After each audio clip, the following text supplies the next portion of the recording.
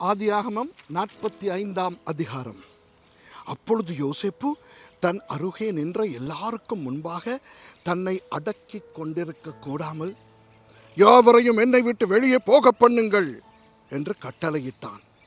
யோசேப்பு தன் சகோதரருக்கு தன்னை வெளிப்படுத்துகையில் ஒருவரும் அவன் அருகில் நிற்கவில்லை. அவன் சத்தமிட்டு அழுதான். அதை எகிப்தியர் கேட்டார்கள், பார்வோனின் வீட்டாரும் கேட்டார்கள். யோசேப்பு தன் சகோதரரை பார்த்து, நான் யோசேப்பு, என் தகப்பனார் இன்னும் உயிரோடு இருக்கிறாரா என்றான். அவனுடைய சகோதரர் அவனுக்கு முன்பாக கலக்கமுற்றிருந்ததினாலே அவனுக்கு உத்தரம் சொல்லக்கூடாமல் இருந்தார்கள். அப்பொழுது யோசேப்பு தன் சகோதரரை நோக்கி, என் கிட்ட வாருங்கள் என்றான். அவர்கள் கிட்ட போனார்கள். அப்பொழுது அவன், நீங்கள் எகிப்துக்கு போகிறவர்களிடத்தில் விற்று போட்ட உங்கள் சகோதரனாகிய யோசேப்பு நான் தான். என்னை இவ்விடத்தில் வரும்படி விற்று போட்டதினால் நீங்கள் சஞ்சலப்பட வேண்டாம், அது உங்களுக்கு விசனமாயிருக்கவும் வேண்டாம்.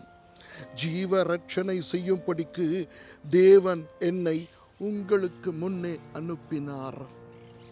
தேசத்தில் இப்பொழுது 2 வருஷமாக பஞ்சம் உண்டாயிருக்கிறது. இன்னும் 5 வருஷம் உழவும் அறுப்பும் இல்லாமல் பஞ்சம் இருக்கும். பூமியிலே உங்கள் வம்சம் ஒழியாமல் இருக்க உங்களை ஆதரிக்கிறதற்காகவும் பெரிய ரட்சிப்பினால் உங்களை உயிரோடே காப்பதற்காகவும் தேவன் என்னை உங்களுக்கு முன்னமே அனுப்பினார். ஆதலால் நீங்கள் அல்ல, தேவனே என்னை இவ்விடத்துக்கு அனுப்பி என்னை பார்வோனுக்கு தகப்பனாகவும் அவர் குடும்பம் அனைத்திற்கும் கர்த்தனாகவும் எகிப்து தேசம் முழுதுக்கும் அதிபதியாகவும் வைத்தார். நீங்கள் சீக்கிரமாய் என் தகப்பனிடத்தில் போய், தேவன் என்னை எகிப்து தேசம் முழுதுக்கும் அதிபதியாக வைத்தார், என்னிடத்தில் வாரும், தாமதிக்க வேண்டாம். நீரும் உம்முடைய பிள்ளைகளும் அவர்களுடைய பிள்ளைகளும் உம்முடைய ஆடு மாடுகளோடும் உமக்கு உண்டாயிருக்கிற யாவற்றோடும் கோசேன் நாட்டில் வாசம் பண்ணி என் சமீபத்தில் இருக்கலாம். உமக்கும் உம்முடைய குடும்பத்தாருக்கும் உமக்கு இருக்கிற யாவற்றிற்கும் வறுமை வராதபடிக்கு அங்கே உம்மை பராமரிப்பேன்.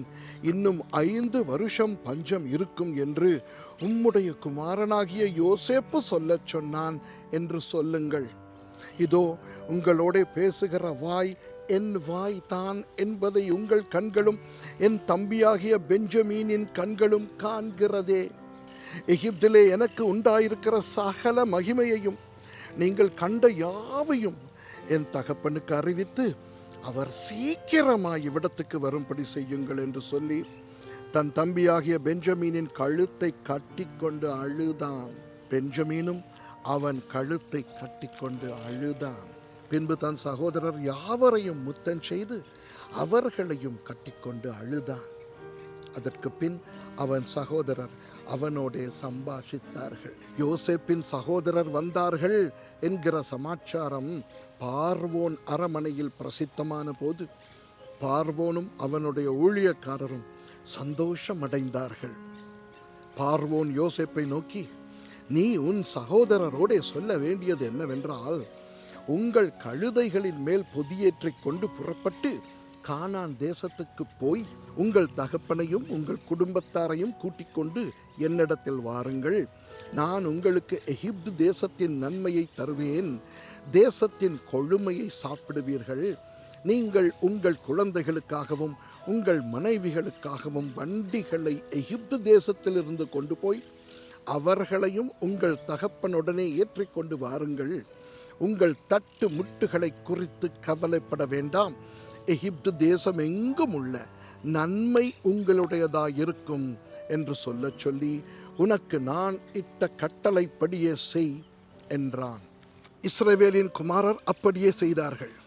யோசேப்பு பார்வோனுடைய கட்டளையின்படியே அவர்களுக்கு வண்டிகளை கொடுத்ததுமன்றி வழிக்கு ஆகாரத்தையும் அவர்களில் ஒவ்வொருவனுக்கும் மாற்று வஸ்திரங்களையும் கொடுத்தான். பென்யமீனுக்கோ 300 வெள்ளிக்காசையும் 5 மாற்று வஸ்திரங்களையும் கொடுத்தான். அப்படியே தன் தகப்பனுக்கு 10 கழுதைகளின் மேல் எகிப்தின் உச்சிதமான பதார்த்தங்களும் 10 கோழிகை கழுதைகளின் மேல் தன் தகப்பனுக்காக வழிக்கு தானியமும் அப்பமும் மற்ற தின்பண்டங்களும் ஏற்றி அனுப்பினான். மேலும், நீங்கள் போகும் வழியிலே சண்டை பண்ணி கொள்ளாதிருங்கள் என்று அவன் தன் சகோதரருக்கு சொல்லி அனுப்பினான். அவர்கள் புறப்பட்டு போனார்கள். அவர்கள் எகிப்திலிருந்து போய் கானான் தேசத்திலே தங்கள் தகப்பனாகிய யாக்கோபினிடத்தில் வந்து, யோசேப்பு உயிரோடு இருக்கிறான், அவன் எகிப்து தேசத்துக்கெல்லாம் அதிபதியாயிருக்கிறான் என்று அவனுக்கு அறிவித்தார்கள்.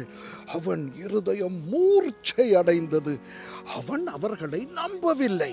அவர்கள் யோசேப்பு தங்களுடனே சொன்ன வார்த்தைகள் யாவையும் அவனுக்கு சொன்னபோதும், தன்னை ஏற்றிக்கொண்டு போகும்படி யோசேப்பு அனுப்பின வண்டிகளை அவன் கண்டபோதும், அவர்களுடைய தகப்பனாகிய யாக்கோபின் ஆவி உயிர்த்தது. அப்பொழுது இஸ்ரவேல், என் குமாரனாகிய யோசேப்பு இன்னும் உயிரோடு இருக்கிறானே, இது போதும், நான் மரணம் அடையும் முன்னே போய் அவனை பார்ப்பேன் என்றான். ஆமென்.